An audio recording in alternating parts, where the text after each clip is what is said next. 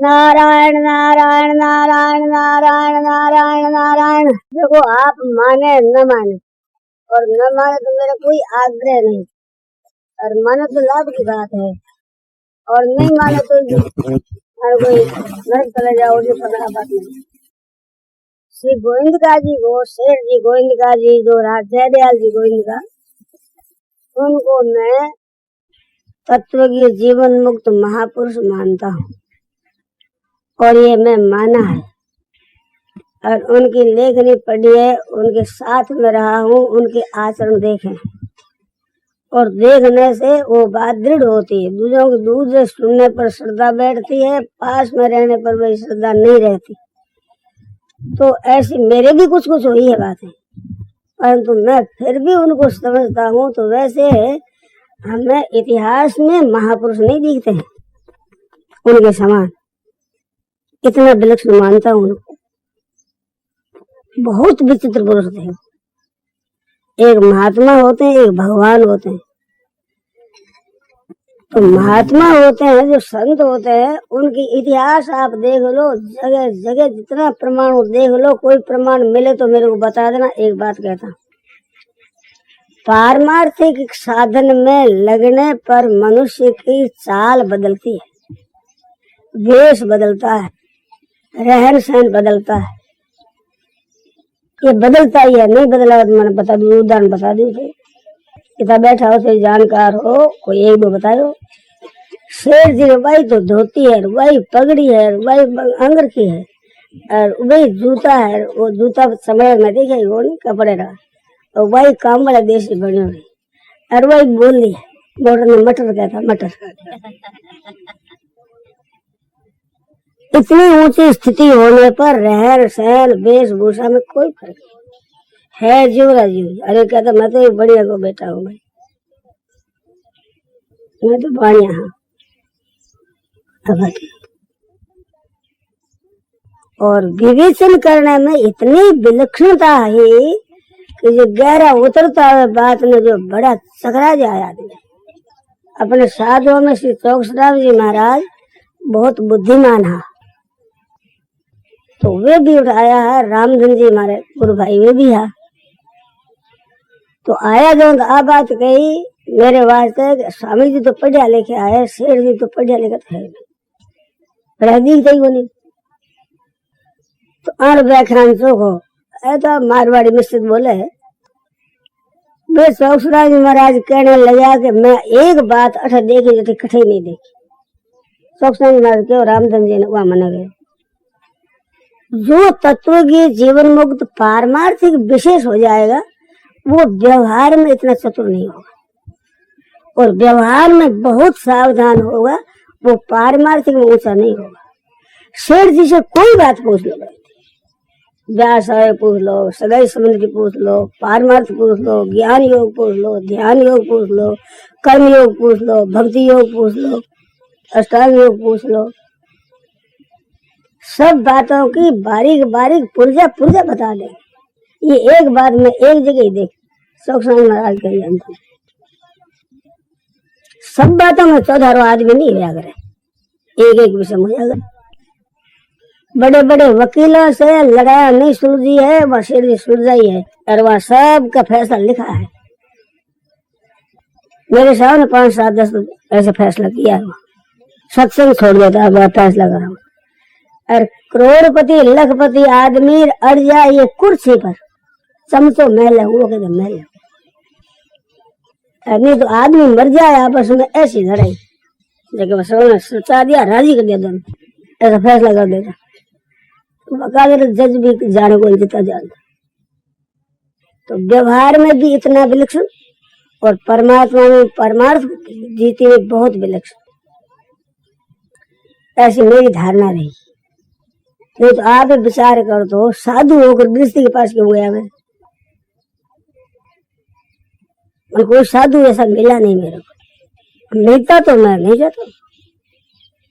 ऐसे विलक्षण थे मेरी दृष्टि में। उनकी चाल साल विचार भय वेशभूषा तो अवतार की, अवतार योग। राम जी क्या कहते हैं? राम जी का परिचय कोसलेश दर्शन के जाए, हम पे तो वचन बान बनाए, पूछे कि तुम कौन हो, तुम्हें परिचय क्या दी। कौशलपति दशरथ जी का बेटा हूँ और पिताजी ने बनवास में आया हूँ। राम और दशरथ मानो भाई है, मैं भाई भाई हाँ भाई लुगाई लोग जो तक ना कई अवतार है, कई महात्मा बनो है, सीधी सादी बात है कि नहीं। गृहस्थी जैसी बात है जैसे जैसा आप कह दी। यहाँ हरि निश्चिर वैदे ही खोजत हम फिर प्रति ब्राह्मण व देवता जो था फिरा। अब बात क्या परिचय हो दियो कठिन हो, महात्मा हो, भगवान हो, संत हो, बड़ी होती जो शेर जी परिचय वही, वेशभूषा में वही परिचय। आप एक महात्मा बताओ ऐसा, जैसे श्री महाराज ने कहा है, त्यागी शोभा जगत में करता है सब कोई, हरिया गृहस्थी संत का भेदी बिरला हो। अब बड़ी ना कितनी विचित्र बात है। सहजावस्था की बात पूछी, वो सहजावस्था की बात श्री जी महाराज ने श्री रामदास जी महाराज की बाणी में जितनी आती है इतनी में बाणी दूसरी देखी नहीं है जगह में आ बात आई है। जितने आचार्य हुए हैं उन आचार्यों को देखी, श्री जी महाराज के हरदेवदास जी महाराज, नानादास जी महाराज हुए, श्री रामदास जी महाराज हुए, दयाल जी महाराज की बाणी बहुत विचित्र, बने आवे थोड़ो आवे, इनके खास बात है। हरिया जयमल दास गुरु राम निरंजन देव, काया देवल देहर और सहज हमारी सेव। हद कर दी, हमारी सेवा सहज है, सहज हमारे सहजगार, सहज किया विश्राम, हरिया जीव शिव का एक नाम एक धाम, सहज तर मन कर सहज पूजा, सहसा देव रही और दूजा। हड्डी कर रही है ऐसी साफ बाणी हर एक संत की मिले नहीं है। ऐसी बात सेठा की विचित्र बात है, उनकी ज्यादा नहीं कहूँ मैं, उदाहरण कम पूछ, उदाहरण कहने वास्ते भूमिका बांधी। गोरखपुर में हम लोग ठहरे हुए थे, सेठ जी जिसमें रहते उसके ऊपर मकान में, सुबह 4 बजे सत्संग होता था, उसमें प्रेस में से भी भाई आ जाते, हम लोग भी आ जाते, गांव में घरों में से लोग आ जाते, तात्विक बातें होती थी सुबह समय में, बड़ी विचित्र विचित्र बातें होती थी, सुनते थे हम। तो वहाँ एक गुप्तानंद जी नाम करे संत से, वो ठहरे हुए थे प्रेस में। गुप्तानंद जी महाराज थे, ऐसे साधु भी बहुत कम देखने में आते, इतने विरुद्ध थे। हाथ का कथा, हाथ का बनाए कपड़ा पहनते, टीका लेता तो भी नील रस सूर्य डोरे भी लेता हुआ, और सोता आप लोग कपड़े बिछाता हुआ, यूं सत पर यूं सत। भिक्षा में जाता, जो को मिल जाए ले लेता। हमारे गुरु जी वाली बात भी ऐसी मैंने सुनी, मैंने दर्शन किए हैं। कोई कहता मेरा निमंत्रण है, ठीक है, खिचड़ी बनाना, नमक भी मत डालना भी, और कुछ नहीं।